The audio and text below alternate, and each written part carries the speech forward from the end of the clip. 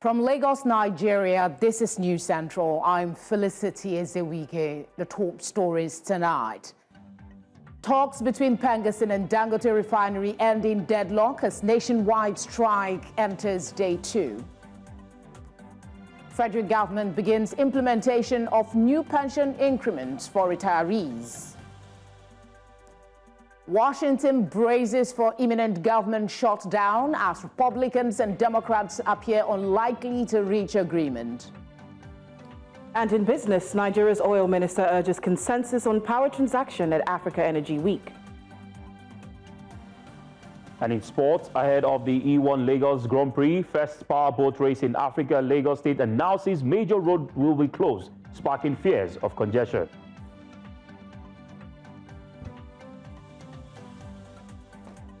Thank you for tuning in. Tonight begins now.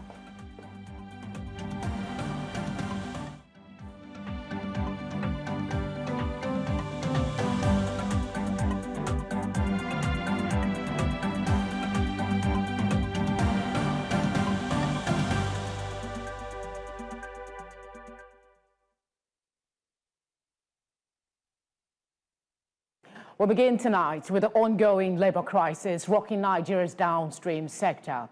It is day 2 of the industrial action by the Petroleum and Natural Gas Senior Staff Association of Nigeria, PENGASSAN, and talks to resolve the dispute between the association and Dangote refinery have ended in a stalemate. The labor feud has now impacted the energy sector as Nigerian independent system operators on Tuesday said the national grid has experienced significant generation shortfalls due to disruptions triggered widespread gas shortages affecting power generation.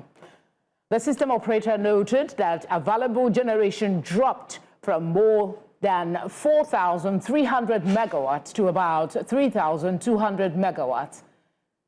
Meanwhile, the Nigeria Labour Congress has directed its affiliate unions to begin urgent mobilization and prepare for a nationwide industrial action against the Dangote Group, accusing the conglomerate of sustained anti-worker practices. However, the situation has since assumed a different dimension, with the National Industrial Court in Abuja restraining PENGASSAN from embarking on its action against Dangote Petroleum Refinery and petrochemicals.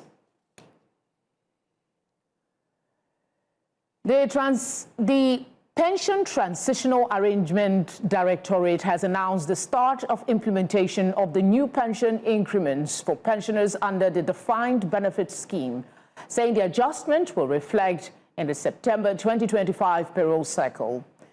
In a statement signed by management and posted on its X handle, PTAD said the increased package includes a fixed 32,000 naira payment alongside percentage increases of 10.66% and 12.95% for eligible categories, which will benefit about 832,000 pensioners under its management. In August, President Bola Tinubu approved a series of measures, including new welfare benefits for pensioners under DBS. The approval follows a formal request by PTAD's Executive Secretary, Tolulokpe Odunaye, seeking an emergency budgetary allocation to implement pension reforms and welfare benefits for the scheme's retirees. Let's get some perspective on this. A chartered accountant, Olusegun Okwade, joins me now. Thank you very much for giving us your time. How timely is this announcement, or would you rather describe it as a little too late?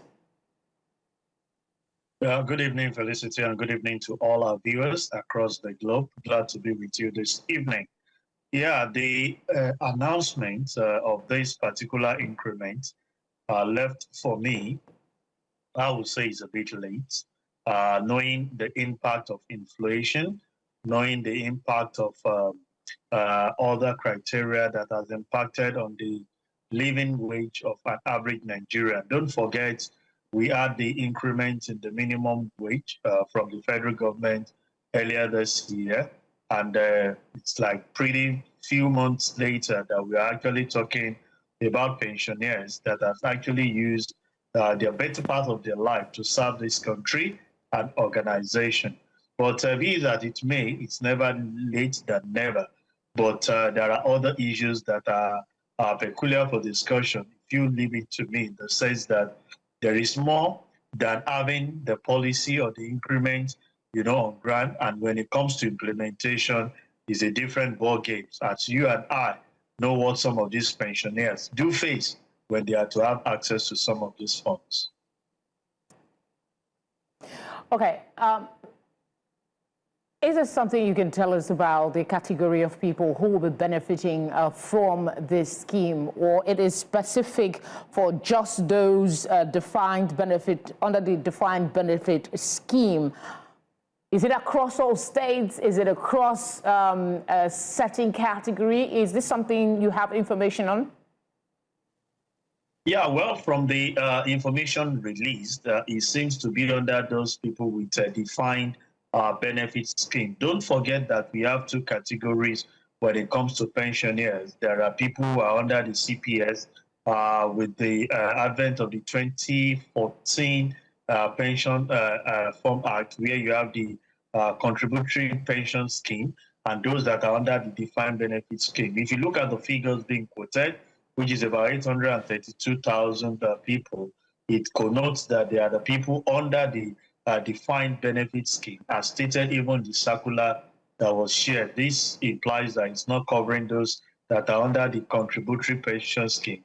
But I never know the reason, possibly because these are the ones that took effect after 2014, when the new policy, the new pension scheme was actually brought to bear. But when you look at the figure being stated of over 832, it depends that they are the people under the defined benefit scheme, the DBS.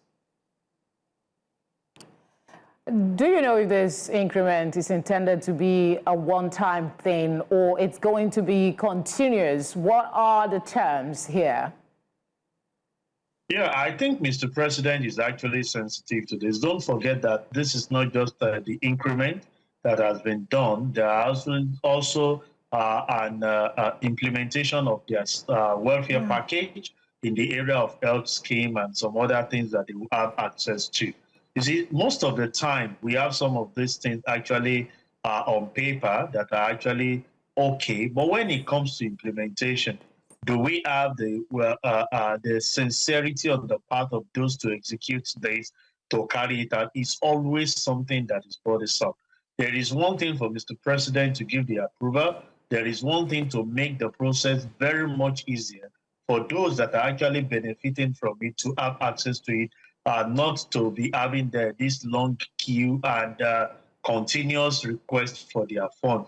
But I believe there is a continuous thing, not just one-off, that they will definitely enjoy. Is a continuous thing that they will continue to enjoy. But I think government should be more decisive on having a more robust and convenient way of paying some of these pensioners at when due, at least for them to be able to benefit from their labor that they have labored while they are actually active in service.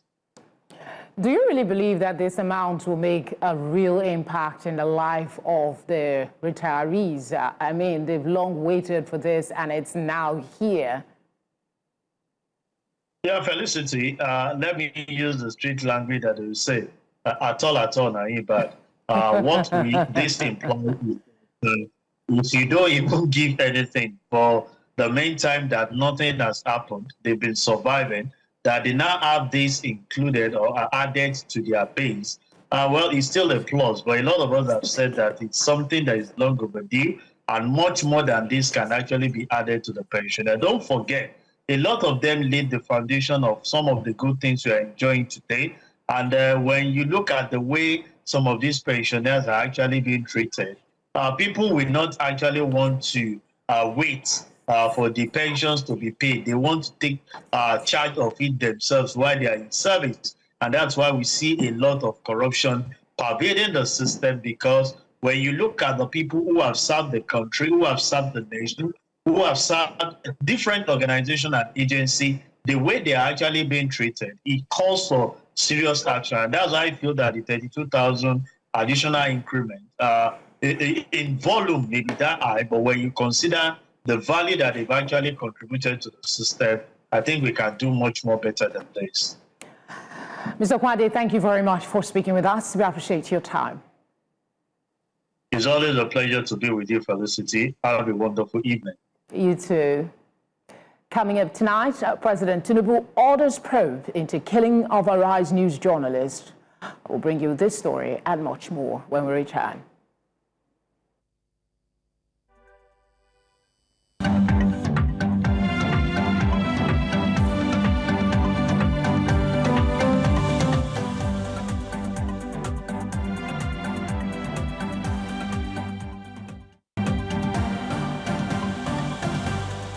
Thank you for staying with us. You're watching Tonight on News Central. A reminder of our top stories. Talks between PENGASSAN and Dangote refinery ending deadlock as nationwide strike enters day 2. Federal government begins implementation of new pension increment for retirees. Washington braces for imminent government shutdown as Republicans and Democrats appear unlikely to reach agreement.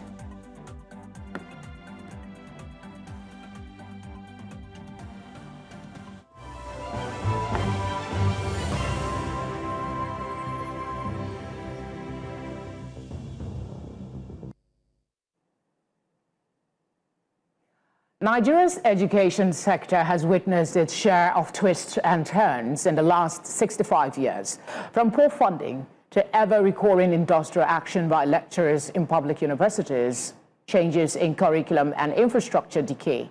Our correspondent, Omolola Ololade, takes a look at Nigeria's education sector and the continued struggle to reposition and make it compete with its counterparts in other parts of the world. Formal education system post-independence era witnessed a significant expansion of educational infrastructure. The government, recognizing the role of education in national development, embarked on various reforms aimed at increasing access and improving quality. While there was initial expansion and reform, the sector has faced enduring challenges leading to a significant decline in quality and performance. The Nigerian educational system post-independence has seen massive development. However, in recent years, Nigerians across the country, particularly students and educators, complain about the declining quality of education owing to some of these challenges. The school fees is increasing, poor infrastructures in a class, because I'm studying English. In a class, we are up to 500. Isn't even conducive for learning. Current year 4, they are graduating. They have used 6 years instead of for a 4-year course. Reason, strike and other things affecting the education. While students complain bitterly about the falling standards of the country's education system, the lecturers also share the same sentiment. We continue to improve our educational policy and standard on book. But when it comes to implementation, you will go there to user experience, teaching the student, direct them the way to do. But when those things were not available, who are to provide those things? The funding of the university, if you ask the Vice Chancellor, they tell you how much government give them per month or in a year, you will laugh. Okay? So university can barely not even pay for the electricity bill. However, the recent moratorium placed on the creation of Nigerian public universities by the federal government is expected to improve the country's quality of education, according to the education minister. Now we're witnessing significant deterioration of infrastructures, both physical and manpower at these federal tertiary institutions. So, and if we do not act decisively, what we'll have significant reduction in the quality of graduates coming out of these institutions, which will impact our global rating and the respect that the international community has for the graduates. The hope for educational reforms reawakened in the early 80s.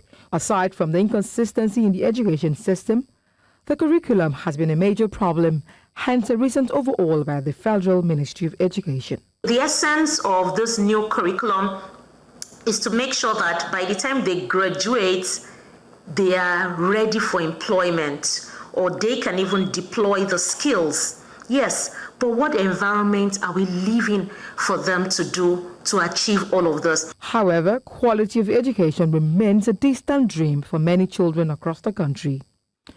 Too many are either out of school or receiving inadequate education. A survey conducted by the United Nations Children Fund indicates that the number of out-of-school children in Nigeria has risen from 13.2 million to 18.3 million.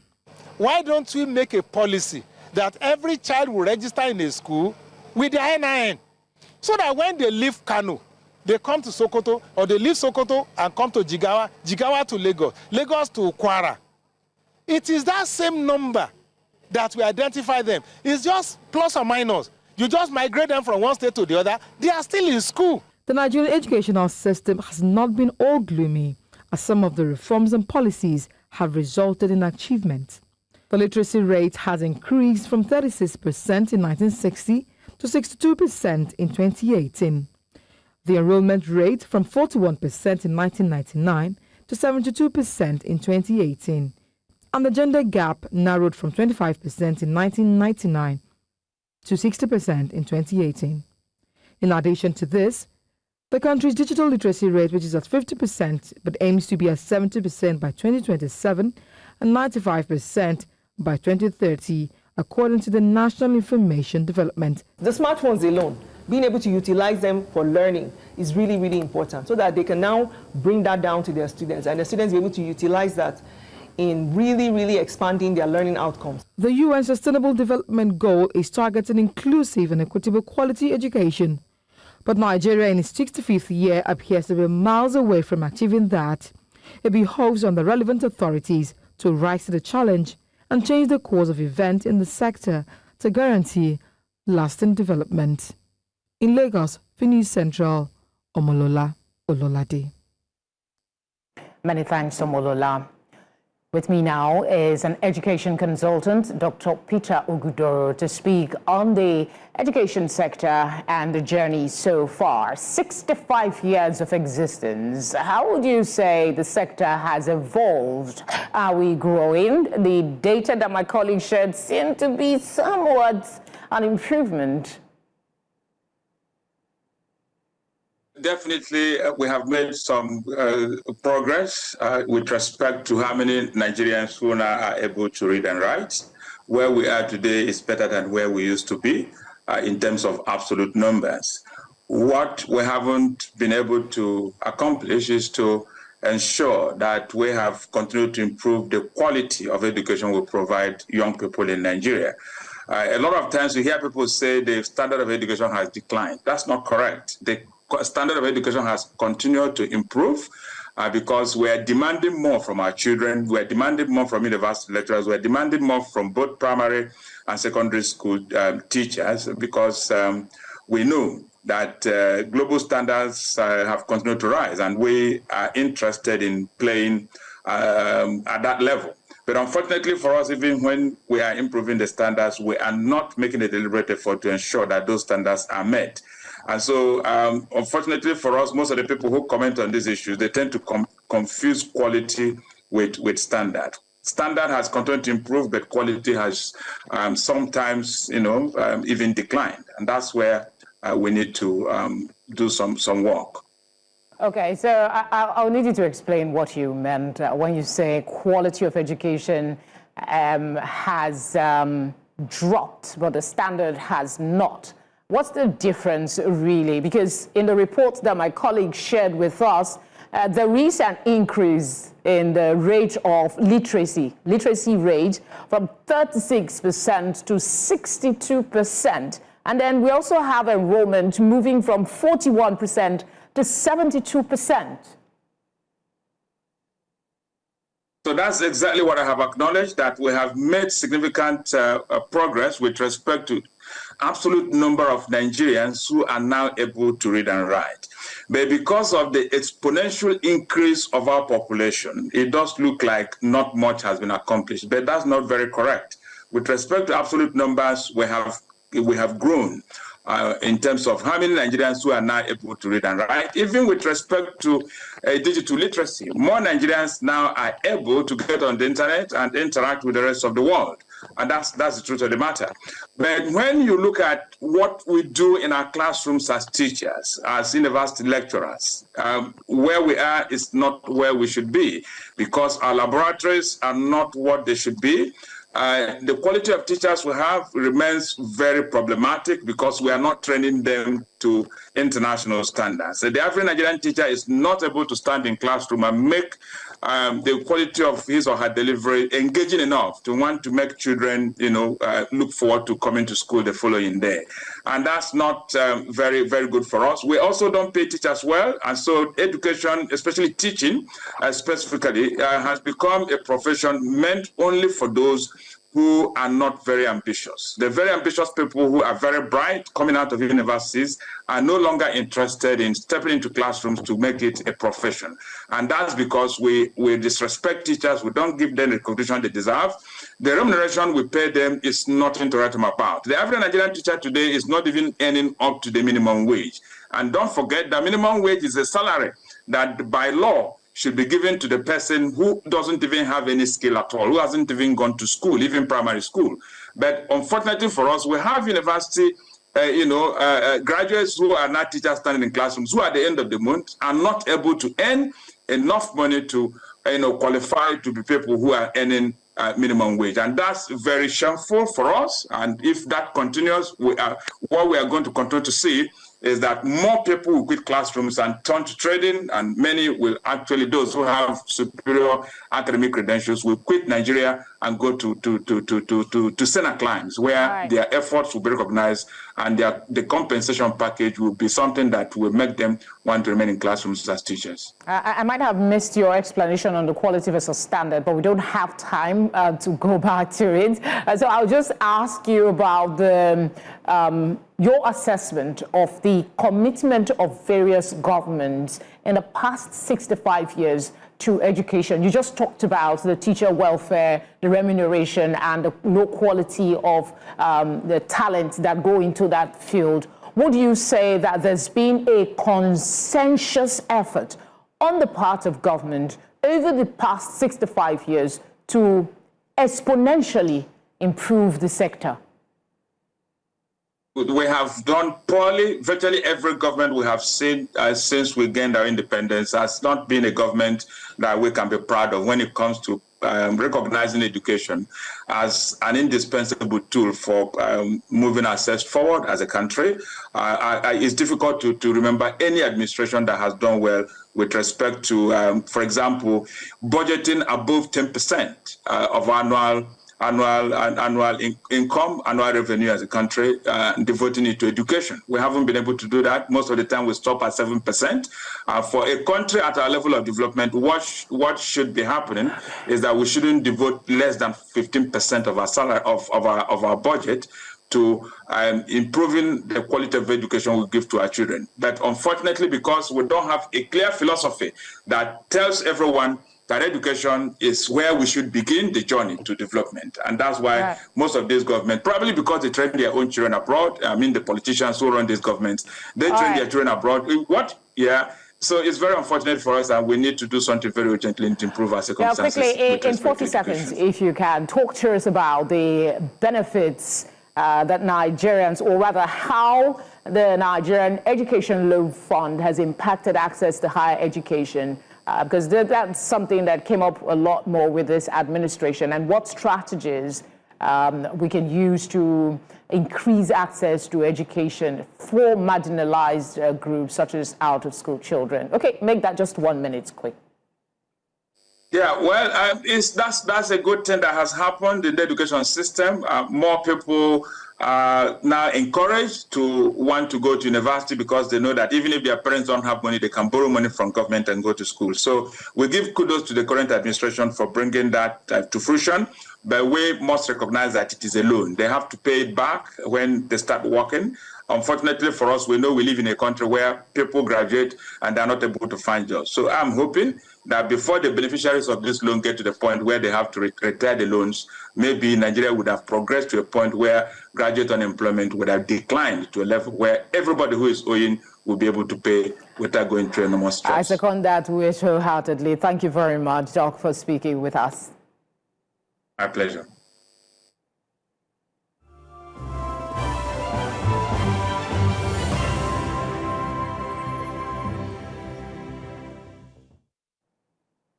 To a rather pensive story now. President Bola Tinubu has condemned the brutal killing of Arise News anchor Somtochukwu Maduagu during a robbery at her residence in Abuja.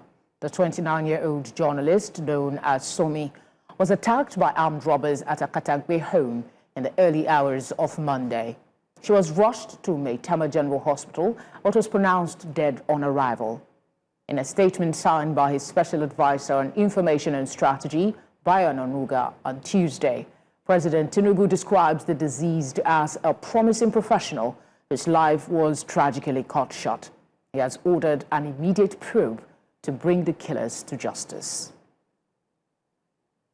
May her soul rest in peace. Still ahead tonight, court sentences former DR Congo President Joseph Kabila to death. After the break, we have details.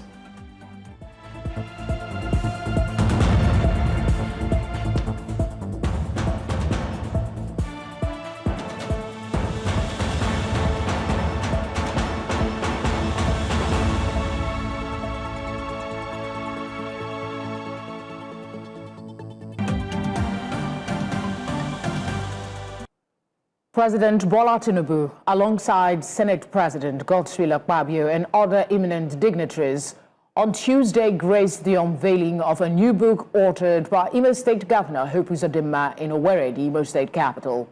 Speakers at the event reflected on the timelines of the book, written to chronicle the 10 years since the All Progressive Congress came to power in Nigeria. 10 years ago, our great party, all the Progressive Congress, came into office on the promise of change. That change, it is being witnessed here today. The old way has brought our nation close to collapse. A break with that past was not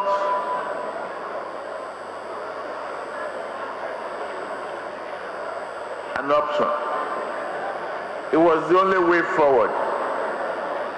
We broke the jinx.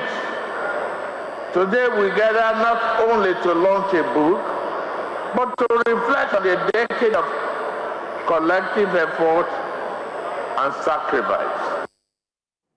Africa's biggest energy summit has officially kicked off. The message from day one seems to be clear. This is about more than oil and gas. It's about renewables, investment, and the urgent fight to close the energy access gap. News Central's Tolulope Adele Balogu reports that many of the participants agree that Africa must chart its own energy future and claim the opportunities ahead. Cape Town is the heartbeat of the global energy sector this week as the 5th African Energy Week roars to life. The stage has now been set for big deals, bold debates, and Africa's loudest push yet to claim its place as a global energy champion. From oil and gas to renewables, day one is all about one message. Africa will power its future on its own terms. Our continent's time is now. And sometimes when we say drill, baby, drill, it means something special to us. Because it's drill, baby, drill that increase human flourishing and get Europe and most of the wealthy nations to work. It is drill, baby, drill that got a lot of people in wealthy societies to industrialize. Right now, they're deindustrializing themselves. I don't know what they're doing. But it is drill, baby, drill that's going to get us to continue providing roads, schools, infrastructure for Africans that don't have it. U.S. Senator Ted Cruz noted that America hoped to be a committed partner in Africa's energy future, supporting robust investments in production, exploration, and infrastructure. Africa is a strategic partner. The United States is Africa's partnership alternative to Communist China. And we are all here today to create that robust alternative. We're changing the paradigm. U.S.-Africa policy now revolves around investment-led commercial diplomacy. With its deep expertise and rapidly growing markets, Africa is poised to become a driving force in global industrial and economic transformation. During the first official fireside chat, Ghana's Minister of Energy and Green Transition, John Abdullahi Chinpour, said that Ghana is looking beyond oil and laying the foundation for future generations. The revenues we get from them, and that is how I see prosperity. 70% of that revenue by law has to go into infrastructure. 30% of that remaining, another 70% of that must go into what we call a heritage fund and a stabilization fund. And today that heritage fund is almost $1 billion. So that in future, the future generation can also have something to depend on. As this year's African Energy Week gets underway, the message from ministers, business leaders, policymakers, and participants is clear. Africa's moment is now. Her time is upon us. From the coast of Angola to the fields of Nigeria, from Cape to Cairo, Africa is rising. This is our time. Not tomorrow, not Sunday, but now. Let our leaders lead. Let our nations unite. Let our children see what is possible when Africa claims its light. Drill, baby, drill! For News Central, Tolulokwe Adeleru Balogun.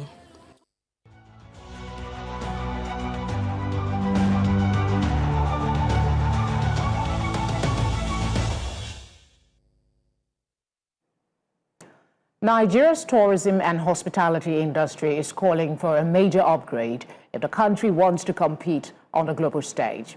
That call was made at Hotel Expo Nigeria 2025, where key stakeholders gathered to explore how Nigeria can attract more international visitors and investment. My colleague Victor Mbadike has the story. From the warm beaches of Lagos to the sacred Osun-Osogbo Grove and the serene hills of Obudu, Nigeria is blessed with attractions that could rival top destinations across the world. But how the country can raise standards and package its unique offerings to meet global expectations was the focus on Day 2 of Hotel Expo Nigeria 2025. Experts say success will depend not just on what Nigeria has, but how it's managed and presented. Our music is one of our greatest exports today.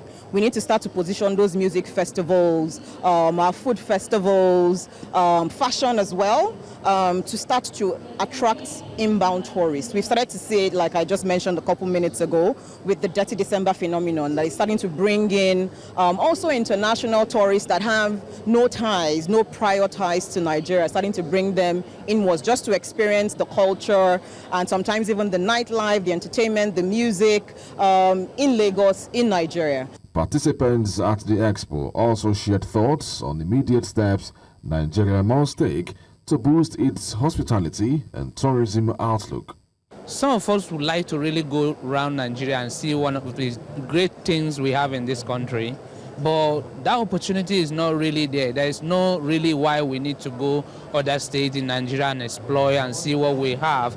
I'm so happy to see that Nigeria is also taking a step toward making all of these places a place where we can also go and enjoy them. The last park that I went to, mosquitoes were almost finishing me. So we have a problem of maintenance. So if we can work on that and infrastructure, then we'll definitely get better. We already have the right people, but I don't think they have enough confidence. So if we don't have enough confidence, how do you inspire investor confidence into the things that we're doing? In terms of hospitality, in terms of the food business in hospitality and all of that, I think we have a lot more to offer as a people, and I think experiences like this is actually extremely valuable. And all I can say is, if you're in hospitality business, make an effort, to attend exhibitions like this. The concerns reflect long-standing challenges that have held the sector back.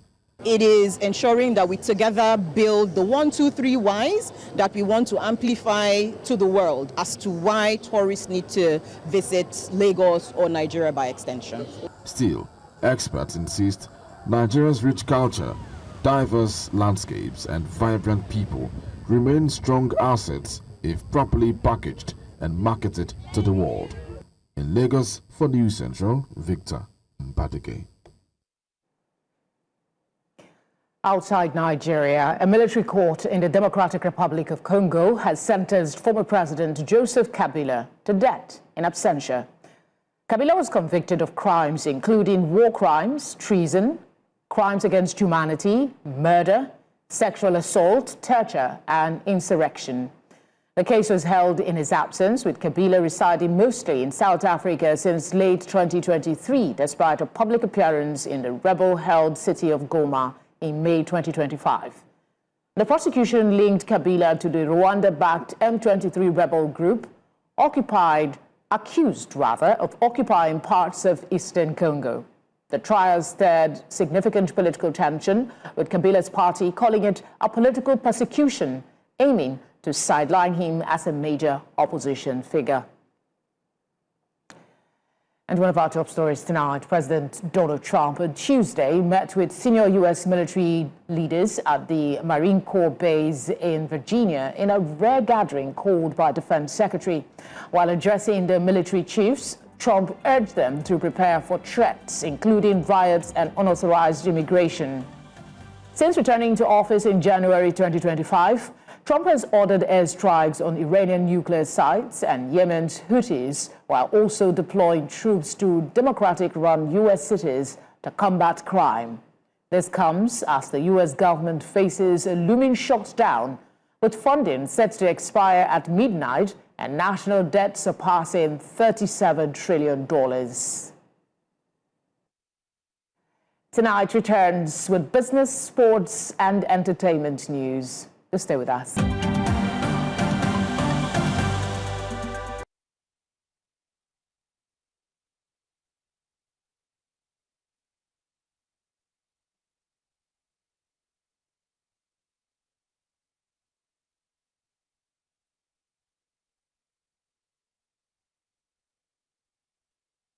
Yeah, I can hear you. No worries, Shivian.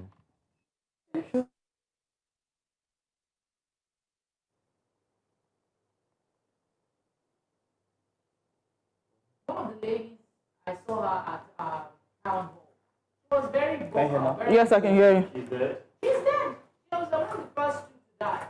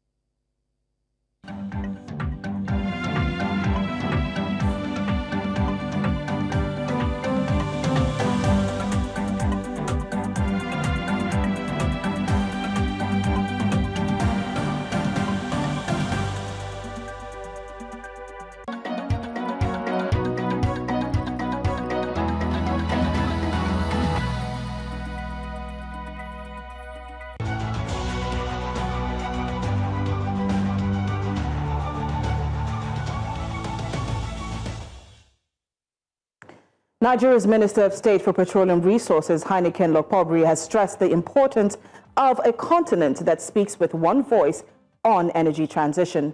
Lokpobri noted this on the sidelines of the Africa Energy Week 2025 in Cape Town, South Africa, where he stated that while the world pushes for renewables, the continent's realities ranging from energy poverty to infrastructure gaps must guide its path forward. He also pointed to African pension funds as an untapped resource for driving growth in the oil and gas sector. He argued that rather than relying solely on foreign direct investment or external financing, which often comes with conditions that do not align with Africa's priorities, the continent should look inward. There's a complete narrative, but I've always contended that, look, Africa shouldn't be one of the proponents of energy transition. We have no energy. Let's get the energy first, industrialize, creating jobs for our own people. Then we can talk about transition. Right now we are victims, and like the scenario I painted, in the hall. How does it look like? Those who are responsible for the emissions are those telling you to stop. A sinner is not repenting, but he wants me, a saint, not to sin. It is ridiculous, and that's why I've always contended that it's global geopolitics. Whereas funding was paused in the continent. They were funding projects in their own countries. We have capital in Africa. If you have.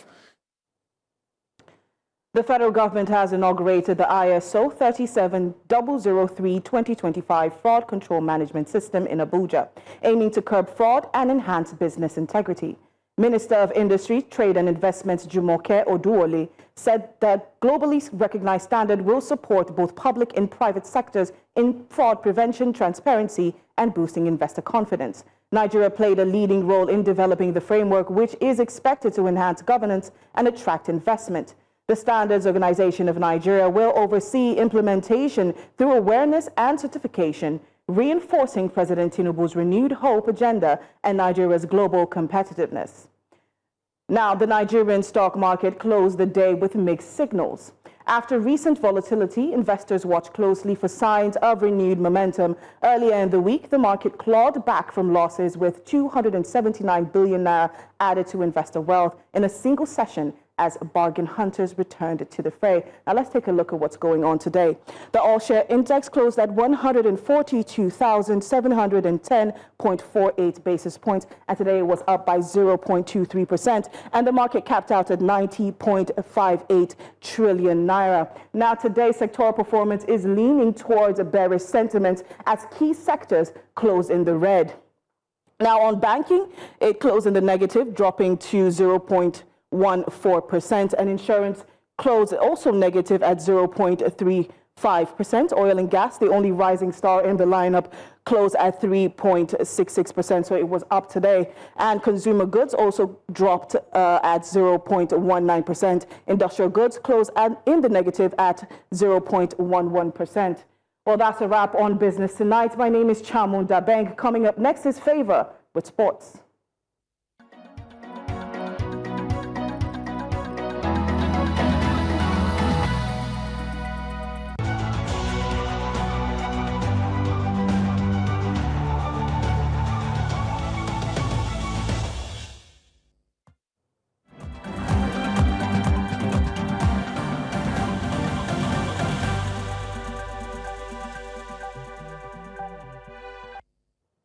And in sports, the Lagos State government has announced traffic diversions ahead of the E1 Lagos Grand Prix, an electric powerboat racing championship, the first of its kind in Africa, scheduled for October 3rd to the 5th on the Victoria Island Lagoon.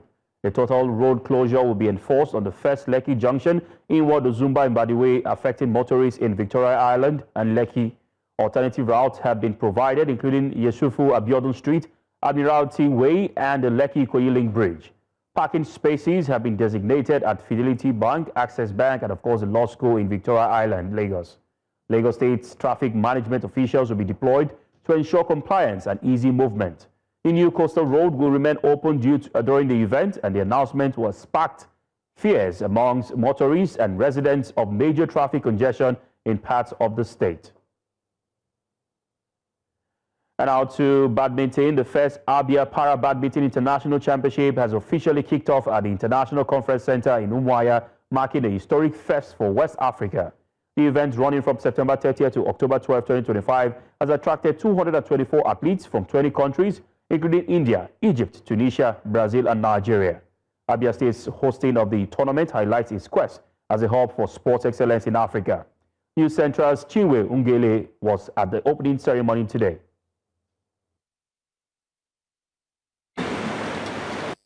Players and officials from 14 countries are currently in Umuahia, Abia State to compete at the International Para-Badminton and All Africa Para-Badminton Championships.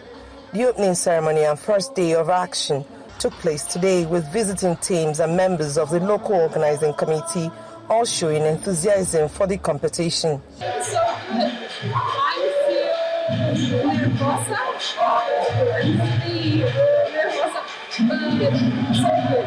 Abia State Governor Alex Oti was represented by his deputy Ikechukwu Emetu, who gave words of encouragement to the athletes. This is a celebration of resilience, unity, and the unbreakable human spirit. Para-badminton reminds us of a profound truth that ability is not limited by disability. For the Abia State Commissioner for Sports, Mobilo Ananaba, and Director of Sports, Obioma George, Abia State being the host will benefit from exposure.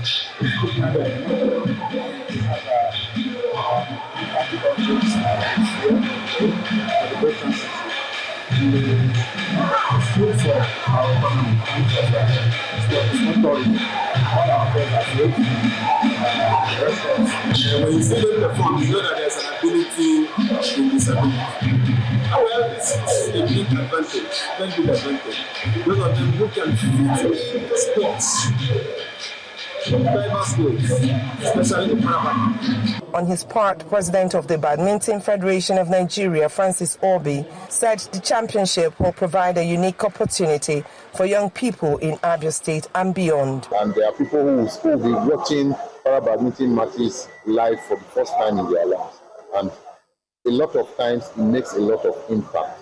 So that's why, especially the young ones, so this kind of activities help us to promote the game, create a lot of awareness about the sport. As for the players and organizers, the aim is to utilize the privilege of attending such an international event to excel. About 40 players from Nigeria has now become an international players in the game of para-badminton. It's a very great opportunity that will create room for support, grants, and becoming a Paralympic players, and also open a lot of ways for further development and the emancipation of persons with disability in the society. It is the first time the International Badminton Championship will be taking place in any part of Nigeria. And today it is holding in Abia State. Hopefully a lot of people will take this as an opportunity for them to embrace the sport and begin to participate in it. In Umuahia, for News Central, Shiwe Ugeli. And that's a wrap on Sports Update tonight. I'm Favor Itua. Entertainment is up next with Sam Dandy.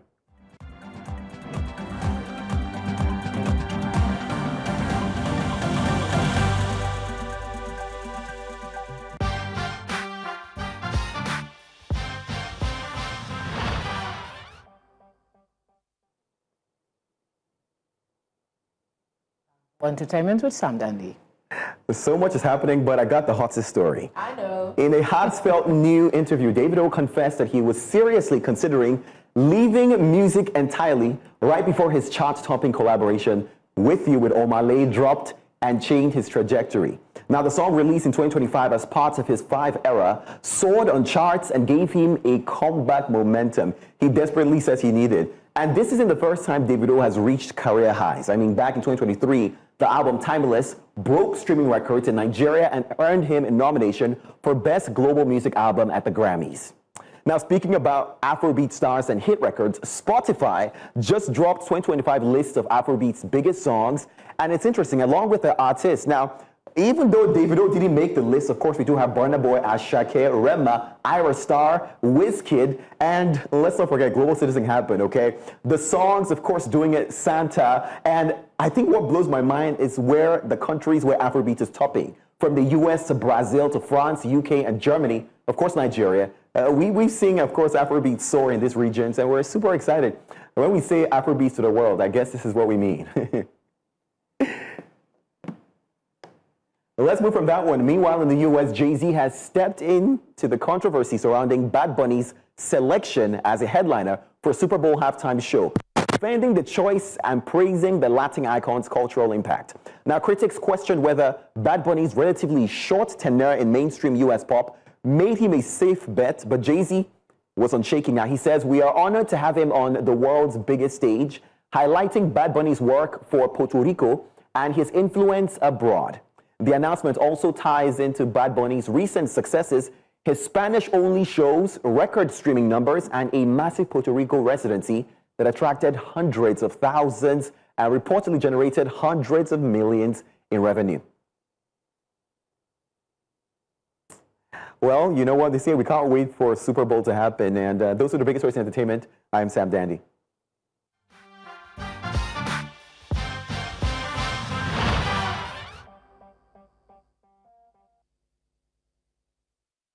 And that's all we have for you tonight. We'd love to hear from you. Please share your eyewitness report to the number being displayed now on your screen.